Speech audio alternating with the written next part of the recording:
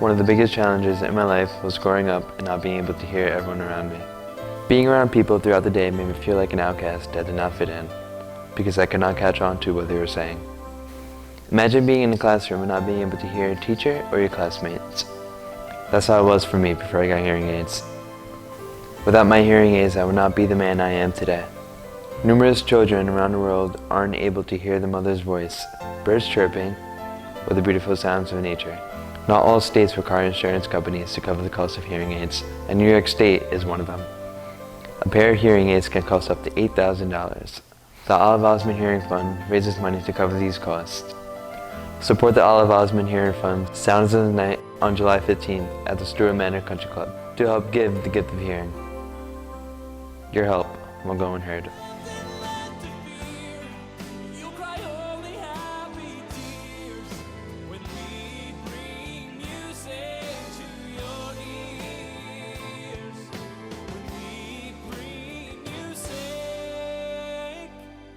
Music to your